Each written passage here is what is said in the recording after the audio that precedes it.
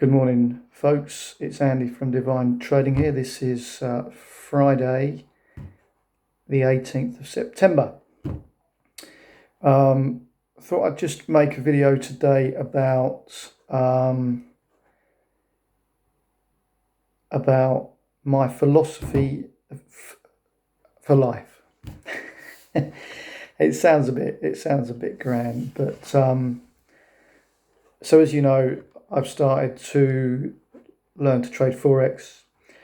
This is part of an overall strategy, if you like, to get more freedom. So my aim is to be able to earn the money I'm earning from my job in substantially less time a day, which will give me more freedom, free time. I can choose how to spend my time then. Now, this is not in isolation. This is part of a whole host of improvements, as I've said before, covering all areas of my life. But reading The Slight Edge, how our life is, this comes from The Slight Edge, is defined by our attitudes, our behaviours, and then the results we get from the actions that we take that are dependent on those things. But those three things, attitudes, behaviours, and actions and results, they come from our philosophy that we're not always aware of. So I thought I would just share some of mine. I've made a list. These are things I've learned over the years that I think are true. And I think if you're, and this is more for me really to get, sort of bring these back into my consciousness, if you like, in order that I can be aware of them. And these are things that drive me. So, no particular order. There's no substitute for hard work. We, as human beings, seem to be driven to achieve things. Sounds great, sitting around watching your favourite TV programmes, or playing golf, or sitting on a beach, having a cocktail. Yeah, that's great for short periods of time, but I don't know about you, but as a lifestyle, that would be boring. I'd be looking for something to do. I'm only 51, I'm not 71. And maybe age has a thing to do with it, but at this stage in my life, I'm certainly not ready to do that. And if we want to achieve anything, so for instance, if I want to achieve more time freedom from creating income in a much shorter period of time a day from trading foreign exchange, I'm going to have to put in some hard work. I'm going to have to learn how to do it. I'm going to have to practice it, and then I'm going to have to put it into action. I'm going to have to set a goal. I'm going to have to work a plan. It's going to be slightly uncomfortable. I'm going to have to give up things. These things require hard work, and nothing comes to us without sticking our shoulders to the plough, our nose to the grindstone, however you want to cut it. So if you're looking to achieve anything, whether it's in your job, whether it's a personal goal, whether it's health, whether it's relationships, you're going to have to step out of your comfort zone, which is going to be hard. Hard work always pays off. Number 2, consistency is king. So this is a big thing. So you're aiming for something. You want to lose a bit of weight. You identify something in your diet. Beer for me.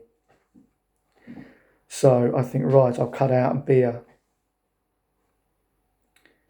So I cut out beer today, but tomorrow I'm invited out somewhere and someone offers me a beer. Yeah, I take it, and I have another one, and I have 3.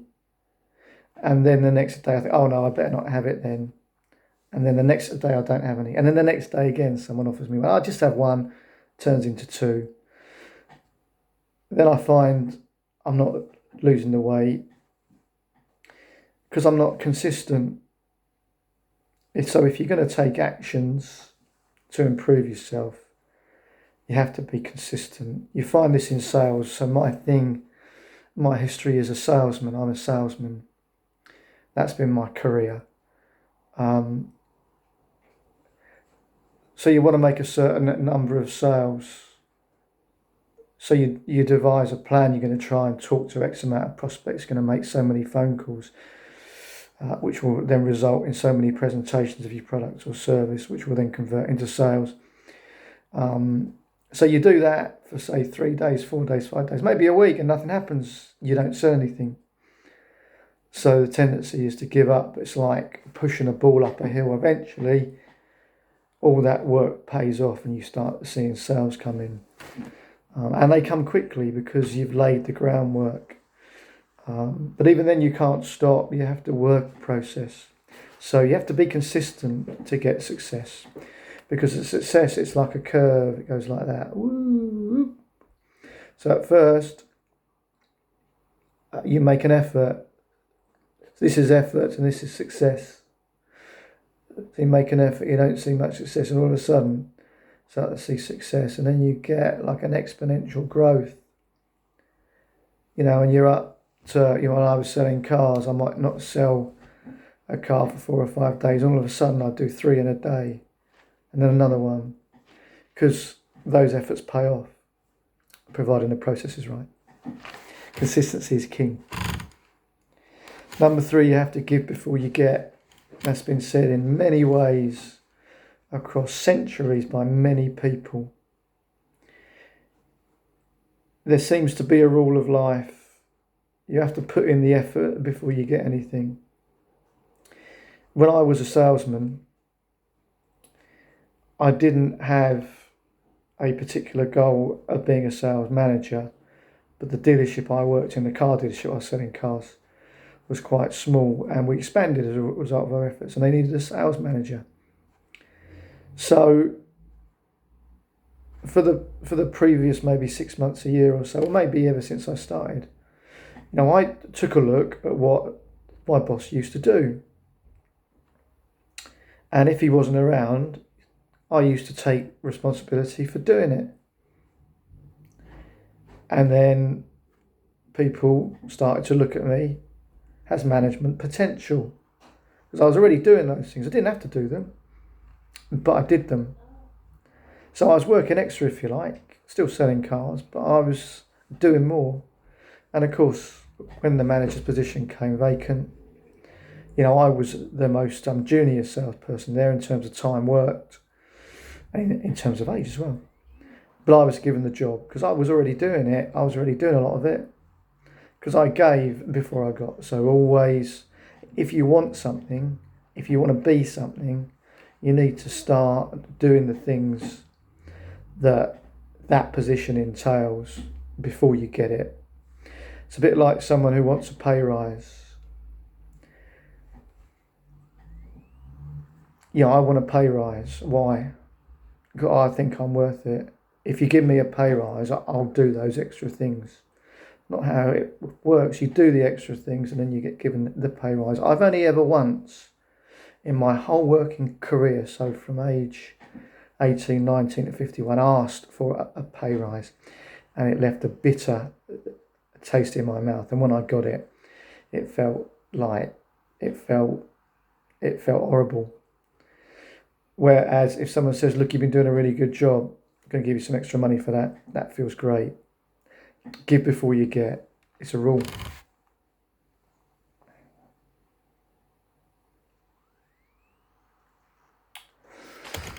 And just going back to that, might take a long time. I'm watching a series on Amazon Prime called All or Nothing, about the Arizona Cardinals, their 2015-2016 season in the North American Football League. Their coach, Bruce Arians, he was over 60 at the time, but he worked 40 years as a coach before he got a head coach appointment. He was age 60 when he got it, and that was by accident. Sometimes you have to work longer than you think you might have to before you get what you deserve. But you will get it, but you have to work. Without mental and physical health, nothing is possible. If you don't have good health, you're never going to be able to do anything in life, no matter what your goals are. So that's really got to be the first thing you look at. If you're not healthy physically, if you're not healthy mentally, and I know this from experience, especially mentally, nothing happens. Life is a lot harder. You're not going to succeed. So look after your mental and physical health first. Get that on track. Start from there. The foundation of success is the right choice of life partner. So your most significant relationship in life, presuming you want to have a partner to share your life with, to live with, maybe start a family with, share goals and dreams, work as a partnership. And this works for partnerships as well. If you choose the wrong partner, so maybe a business partnership, if they are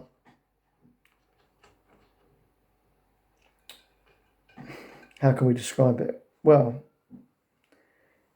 if they make the relationship difficult, then succeeding in anything will be difficult.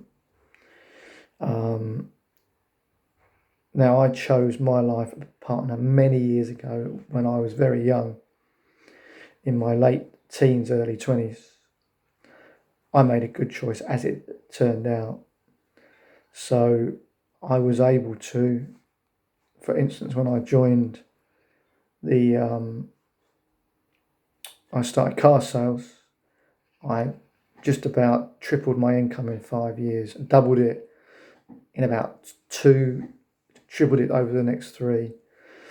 I couldn't have done that if I hadn't had a brilliant life partner who was looking after the kids, who was running the home, doing part-time jobs as well as it happens. But she has been the foundation for anything that I've succeeded in. She's been there alongside. Working as a partner, we've worked as a partnership. Our family, we built and raised a fantastic, happy family, 2 awesome sons. That was because we worked as a partnership. If we hadn't have done it, it wouldn't have been very easy. It wouldn't have been so successful. Who you spend your time with determines your future. If you spend time with negative people, it'll be a lot harder to get positivity in your life. If you spend your time with positive people, it'll be much, much easier to make positive changes in your life and achieve success. Who you spend your time with determines your future. Leaders are readers. And not just readers, maybe watchers and listeners. It's important to feed your mind with positive things. There are so many books available now, whether you buy a physical book, whether you download them on your Kindle, which is what I like to do. You can get these stuff for like pennies. The seminal personal development book and success book, Think and Grow Rich, by Napoleon Hill, written in the 1920s, still holds good today. You can buy it for pennies. You can download it for pennies. You actually download it for free, I think, in some places. The works of James Allen, who, again, probably a century ago, wrote his most famous book, As a Man Thinketh, talking about what you think about translates into physical stuff. Let's not get too metaphysical here, but everything around you. This phone I'm recording this on, it started off as a thought in someone's head. So what you think about is what happens in your life. Thoughts of Things is one of the chapters of Napoleon Hill's book. If you commute to work, the sales trainer and motivational speaker Brian Tracy has a phrase, automobile university. And what he means is that during your commute, you can educate yourself. You can download talking books. You can listen to podcasts. So my commute every day, I spend between 40 and 50 minutes in the car going to and from work. In that 40 to 50 minutes, I listen to podcasts, positive stuff. So my current one is by Jason Greystone called Always Free, about financial freedom and how to achieve it. You know, you've got 50 minutes there a day. You can educate yourself for next to nothing. Spotify cost me $9.99 a month.